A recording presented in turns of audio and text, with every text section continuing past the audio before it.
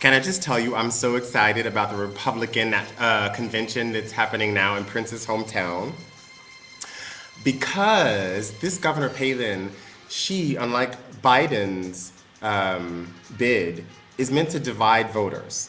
She is specifically there to divide any voters who might be in any way excited about the first non-white, upper elite class citizen becoming head of the world's supposedly in principle most free nation.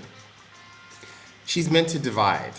She's there to capture those women, especially who'd really like to vote based on their race and class ideologies, and for those men who'd like to feel that they're modern, but would still like to adhere to those class politics. She's she's like the freaking wet dream. And it's just interesting that when you look at why a Biden was chosen versus why a inexperienced governor from Alaska was chosen, and just looking at how we acquired Alaska and Louisiana, which is the other thing that I find really interesting about how divisive this Republican Party is, because fuck Katrina. As Kanye said, George Bush does not care about black people, and there's no other way to say that, and it's not a black thing. But look at how much scapegoating the Republican Party was allowed to do. You know, looking at poor blacks and saying, you need to pull yourself up. That's your lot, and you decided to be poor in this capitalist nation where there's enough work and enough, opportunity for everybody. And so that detracted away from us having any critical analysis of how our nation is differently accessible to many people, and so often along the lines of race, gender, and class, just like teen pregnancy. And so when you look at Palin's daughter, Palin, I don't know what her name is, I'm sorry, I don't mean that disrespectfully, so let me not go there, but when you think about her daughter, her 17-year-old unwed daughter being pregnant, and then you think about how much that party has tried to, one, invisibilize, make a hush-hush, shh, there are no poor white people. Yes, there are poor white people. And the fact that those poor white people have more in common when it comes to how this nation responds to them, deals with them, than with poor black people than with wealthy white people, means that perhaps class is one of those lines that we've yet to really interrogate seriously. Martin Luther King talked about it. His march was not just a march for racial equality. It was a freaking march of Washington for jobs and justice. It wasn't just that so black people can have jobs and justice. And so it's so sickening when you have user comments on YouTube to talk about black people are always whining. Actually, where are the poor white people? And where are the white people who stand up for those poor white people? Where are those white people who don't, ascend the class hierarchy and don't totally ignore and deny their working class and poor roots? What's wrong with being poor and working class? Well, what's wrong with it is, look at the Republican Party. They do drugs. They're dirty. They get pregnant. They have all these unwanted pregnancies. And so, we've allowed our nation to be divided on these moral bases along a work ethic. So you can even have poor black people voting for Republicans based on their idealized work ethic that says that anybody can just pick themselves up. Even they themselves know, even in their own families, they have people who just so systematically disenfranchised that they can't even,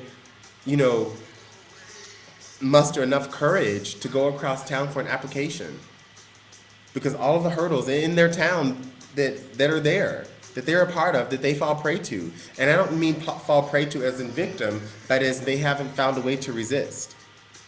Because that's really what we're talking about. It's not about those who are suffering. That's still the white ego. But it's about those who don't resist, who haven't found ways to resist, and those of us who haven't reached out to those people. I got ghetto-ass cousins that I haven't reached out to who aren't nearly as so-called politicized as I am. They know as much as I do. They're as critical. But they haven't reached a point where their life isn't about what Prada and Gucci is selling, on last year's market and what they can get secondhand at Louisville Derby to show up at the club.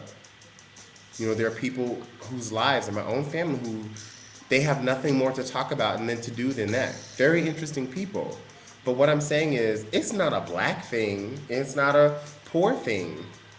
But there is something systematically engendered in our culture that is elitist. And so, of course, it looks like I'm pointing fingers, but I'm also looking at the three fingers pointing at me saying we have to resist. We have to resist the divisiveness of the Republican Party. We have to, which means that we have to liaise across class lines, exactly what they're not doing by getting another, I'm just not gonna go there. But do you see what I'm saying? Do you see where this is going? Like, this is why a message of unity is in itself a valuable one. It's only valuable, of course, if we hold each other and our leaders accountable to it. I mean, we have to keep asking Barack, questions like, where is peace in all of this? Because this ideology that he talks on about by dialogue is based on peace. So you can't go around being, I don't know, the big bad stick with nuclear weapons. So then you have to ask questions about nuclear proliferation. And we're coming up again on a new and even worse Cold War. Because for all of the so-called axes of evil, somebody's going to counterbalance our empire.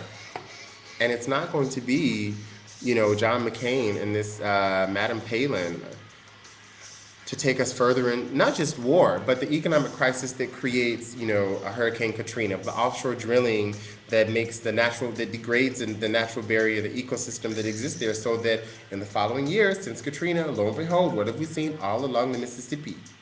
All the way up there from where Barack Obama, is being senator, all the way down to the Gulf Coast. And it's happening now, and this shit's gonna blow up in their faces.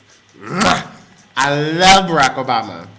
And I will settle for a Joe Biden if it gets this country in better shape, gets me some health care, can reduce my student loans, can keep these people off my back from trying to take my people's houses.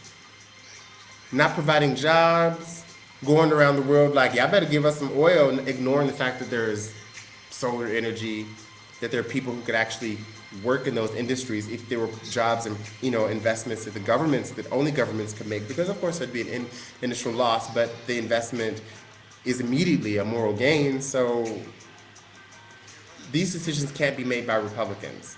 They cannot be made by me, I mentality. There is a we. There has to be a very strong we, and some of those we's have to pool resources, and that means taxes.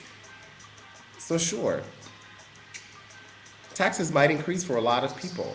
What would that mean? What do they gain? What quality of life do they gain?